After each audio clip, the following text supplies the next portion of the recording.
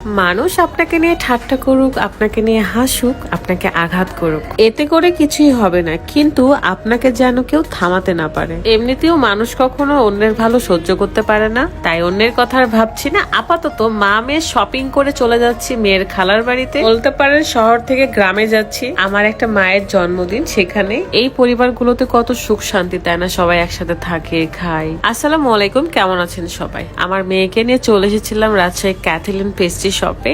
আজকে যাচ্ছি শম্পাপুর বাড়িতে, কারণ শম্পাপুর ভাস্তির জন্মদিন।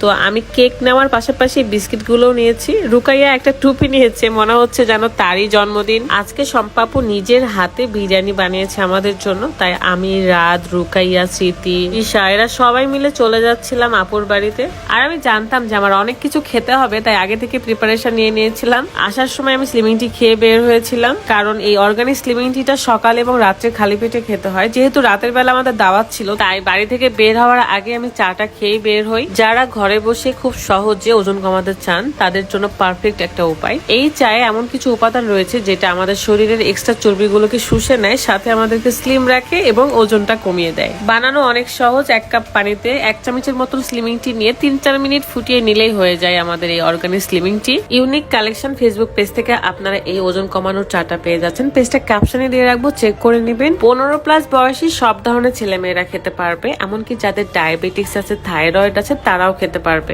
যেহেতু এটা একদমই অর্গানিক, তাই কোনো রকম সাইড ইফেক্ট নেই। আমি বহু দিন ধরে খাচ্ছি, আর এভাবে আমি আমার নিজের ওজনটাকে কন্ট্রোলে রাখি। চায়ের স্বাদটা একদমই মশলা চায়ের মতো। সো দেরি না করে যারা ওজন কমাতে যাচ্ছেন চা খাওয়ার মাধ্যমে, তারা এক্ষুনি ইউনিক কালেকশন ফেসবুক পেজ থেকে এই চাটা অর্ডার করে খাওয়া শুরু করে দিন। যাই হোক, এখন আমরা সবাই মিলে চলে যাচ্ছি শম্পাপুর বাড়িতে। এটা ছিল রাজশাহীর একটু বাহিরেই, মানে অনেকটাই গ্রামের দিকে। গ্রাম বলতে কি কোটের ওই দিকে আর কি। যাই হোক, আমরা চলে এসেছি।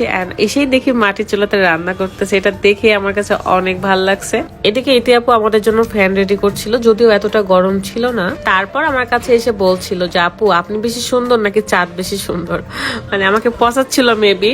তো আমি বললাম অবশ্যই চাঁদ বেশি সুন্দর। তারপর শম্পা আপুর একটা ছোট্ট ক্যান্ডি আছে, তাকে নিয়ে আমি আদর করতেছিলাম। এর আগেও আমি শম্পা আপুর বাড়িতে গিয়েছিলাম, বাট এবার বড় মেহমান আসছে আমাদের সাথে, তাই তাকে সময় দেওয়ার একটা ব্যাপার ছিল। রান্না বান্না দেখা বাদ দিয়ে চলে আসলাম তার কাছে। এসে দেখি সে তো দিদারসে বসে থেকে মোবাইল টিপতেছে। যাই হোক, আমার মেয়ে যে অনেক বেশি আনন্দ করছে, এটা নিয়ে আমি অনেক বেশি হ্যাপি। দেখেন, ও মনে হচ্ছে যেন নিজের বাড়ি। যদিও আমার মেয়ের এখন একটা বুদ্ধি হয়েছে যে নিজের বাড়ি রেখে অন্য বাড়িতে ঘুমাইতেই সে চায় না। জানি না কেন এইটুকু বয়সে তার এত বুদ্ধি হয়েছে। বলে যে আম্মু থাকবো না, রাতে ঘুমাবো না, বাসায় চলো বাসায় চলো, এমন করে। তারপর সবাই একসাথে আড্ডা দিয়ে এবং আমাদের চলে আসে ওয়েলকাম ড্রিঙ্কস। ওয়েলকাম ড্রিঙ্কসটা খেয়ে আমরা তো খুবই শিহরিত, মানে অনেক শান্তি পাইছি আর কি। ঠান্ডা ঠান্ডা শরবত। আমি তো ওয়েট করতেছিলাম যে কখন শম্পাপুর হাতের সেই বিরিয়ানিটা খাবো। সবার চেহারার এমন একটা অবস্থা, আমরা আসলে সবাই একসাথে হুট করে অসুস্থ হয়ে পড়েছি। টিকটক করতেছিলাম। টিকটক করা শেষ হলে আমরা সবাই মিলে আমার সেই আম্মুটার কেক কাটতেছিলাম, শম্পাপুর ভাইয়ের মেয়ে। মাটা আমাদের বড় হয়েছে, বাট আমাদের সবার কাছে সে অনেক ছোট। সবাই অনেক অনেক দোয়া করবেন আমাদের সে মায়ের জন্য। অ্যান্ড এই যে স্প্রে নিয়ে রাত এমন শুরু করছে, সবার মুখে মুখে একদম মাখাই দিচ্ছিল, তাই শম্পাপু রাতকে এভাবে মাখিয়ে দিয়েছে। ফ্যামিলির সবাই একসাথে থেকে আড্ডা দেওয়া, মজা করা, খাওয়া দাওয়া করা, সবকিছুরই একটা অন্যরকম সুখ আছে। আমরা না আরো অনেক মজা করেছিলাম, কিন্তু সেগুলো ক্লিপ আসলে নেওয়াই হয়নি। সবসময় তো আসলে ক্যামেরা ধরে থাকা যায় না। তারপরও ট্রাই করেছি টুকটুক করে আপনাদের সাথে ভিডিও শেয়ার করা। এই বিরিয়ানিটা এত মজা ছিল, আর আমি কোক পছন্দ করি দেখে কোক নিয়ে আসছে। এদিকে ইতি আপু বলছিল আপু আপনি আগে নেন, আপনার প্লেট আগে নেন। পরে আমি বললাম না, আপনারা খান, আমি অন্য প্লেটে নিচ্ছি। এই তো এভাবে আমাদের সময়গুলো পার হয়ে যায়, মজার মজার খাবার খাই। অ্যান্ড ব্যাক করার সময় শম্পা আপু এবং ইতি আপুকে নিয়েই আসি। শুধু কি খেয়েছি, আমরা বেঁধেও নিয়ে গিয়েছি বাসায়। সবাই অনেক বেশি ভালো থাকবেন, সুস্থ থাকবেন। আজকের মতো বিদায় নিচ্ছি। আল্লাহ হাফেজ।